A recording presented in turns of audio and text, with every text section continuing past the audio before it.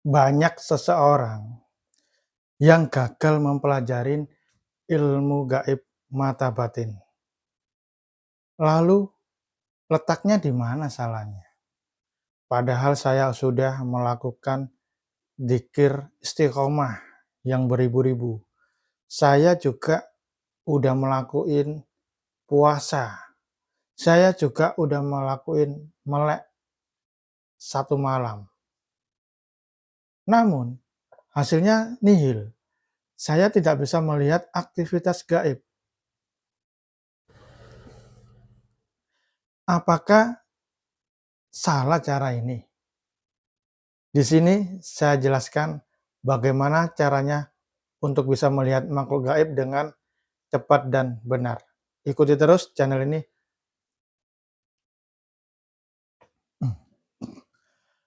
Assalamualaikum warahmatullahi wabarakatuh. Selamat pagi semuanya, apa kabar? Jumpa kembali dengan saya. Sekarang ini saya menjelaskan tentang bagaimana caranya kita bisa melihat makhluk gaib. Dan apa saja yang perlu disiapkan dan bagaimana teknik-tekniknya. Apakah perlu puasa, apakah perlu zikir, apakah perlu ritual. Di sini saya jelasin. Yang pertama, bentuklah dulu niat, yaitu niat untuk mempelajari ilmu gaib. Tanpa adanya niat, kamu nggak bakalan bisa. Karena tanpa dibangun dengan niat, maka kemampuanmu itu adalah setengah-setengah. Nah, setelah niat udah terbentuk ya. Kemudian yang kedua adalah kalau ingin cepat ini ya, kalau ingin cepat nih ya. Yang kedua adalah kita berani mengeluarkan uang atau berbayar. Nah, kenapa? Karena sistem ijab kabul ini atau uh, jual beli jasa ini berpengaruh. Kenapa? Karena saat kamu mengeluarkan uang, pasti kamu serius. Berbeda lagi kamu kalau tidak mengeluarkan uang, pasti kamu setengah-setengah. Contohnya seperti ini, saya mempelajari ilmu gaib ini, mau minta amalan atau mau minta ilmunya ke orang yang ahlinya, kita pergi ke luar kota. Di sana kita diskusi, kita benar-benar ingin mempelajari ilmunya. Ya, kita benar-benar ingin mempelajari ilmunya. Ya, kita diskusi. Sedangkan orang pembimbing tersebut dia mengiyakan. Ya saya ajarin. Dia ikhlas juga, ikhlas juga. Nah, saat diajarin nggak langsung pada intinya. Pasti ada tahapan dari dasar terlebih dahulu. Pak, orang ini datang ke sini ingin mempelajari ilmu gaib. Nah, coba saya ajari dengan ilmu yang pakai doa terlebih dahulu. Amalkan doa ini, ya. Kemudian puasain doa ini.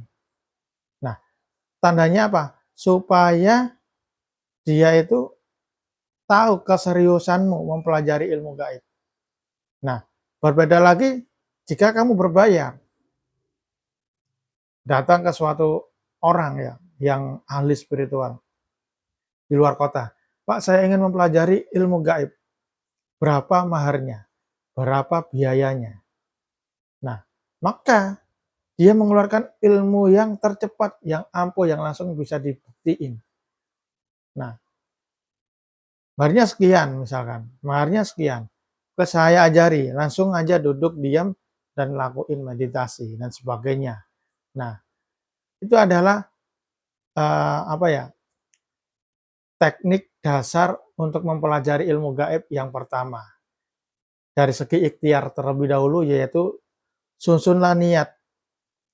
Kemudian siapkan biaya karena niat tanpa biaya itu setengah-setengah. Jika kita mengeluarkan biaya yang begitu besar, pasti niat, sangat niat sekali. Karena dia itu, berpatokan perdagangan. Nah, saya sudah mengeluarkan uang banyak ini, pasti saya bisa. Nah, akhirnya dia niat. Berbeda lagi kalau kita tidak memiliki prinsip tersebut. Nah, cuma ikhlas dan sebagainya. Pasti yang memberi juga tentang keikhlasan, tidak ada targetnya. Tapi kalau, eee, dia berbayar, maka pembimbing itu memiliki target, 1 jam harus bisa orang ini. Nah, itu yang kedua ya. Sedangkan yang ketiga adalah nah, sedangkan yang ketiga adalah setelah niat, biaya, kemudian yang ketiga adalah praktek bermeditasi. Nah, cara meditasi ini merupakan cara yang paling tepat dan yang paling sederhana, paling tercepat untuk mempelajari ilmu gaib, untuk bisa melihat alam gaib, untuk bisa menembus makhluk gaib. Nah, jadi cara meditasi ini yang tercepat. Nah, kemudian kita melakukan meditasi sesuai dengan arahan, bimbingan, yaitu dengan cara mendengarkan suara di sekitar, di sekeliling, menghayatinya. Kemudian tiba-tiba tubuhmu itu ringan. Nah, saat seperti itu baru membaca etika terlebih dahulu. Setelah itu kemudian kamu melihat penampakan-penampakan, kamu melihat alam-alam gaib, kamu melihat gaib, kamu melihat jin dan sebagainya. Nah, ditandai dengan apa? Ditandai dengan setelah sukmamu itu aktif, tiba-tiba alam itu terlihat dengan sendirinya di hadapanmu. Entah itu terlihat gunung, entah itu terlihat laut, entah itu terlihat langit, entah itu terlihat di dasar bumi, entah itu terlihat di atas langit, pemandangan yang indah, yang dan lain-lain. Juga terlihat penampakan-penampakan makhluk gaib yang bentuknya mungkin aneh. Ada yang sosok tinggi, besar, serem, indah, cantik, tampan, dan sebagainya, hewan. Nah, itu terlihat dengan sendirinya tanpa kita cari, tanpa kita pikirkan ingin melihat bentuk seperti apa.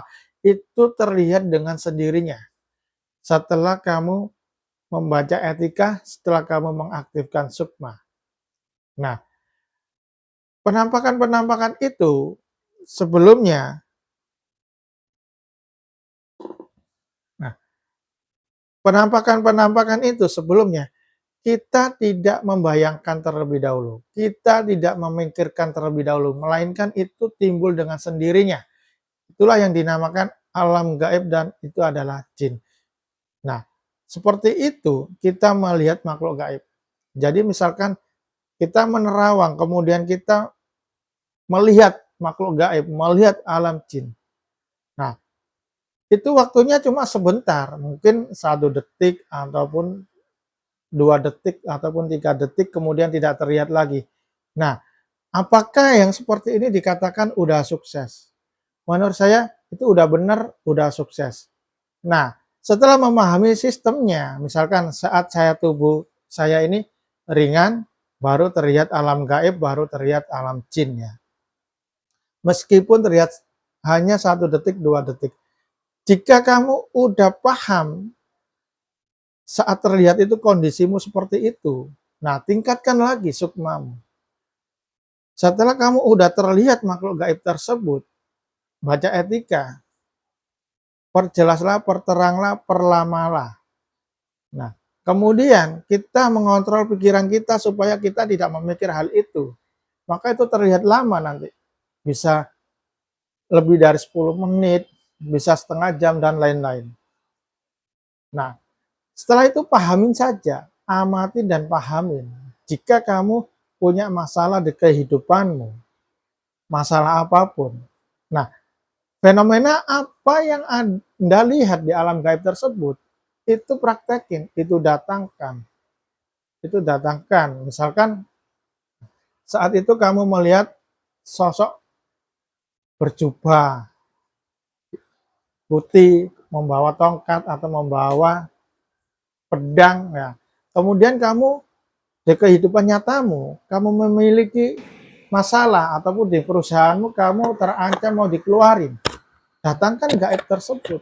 Kawalah saya untuk menghadapi personalia, untuk menghadapi musuh-musuh saya, supaya saya selamat.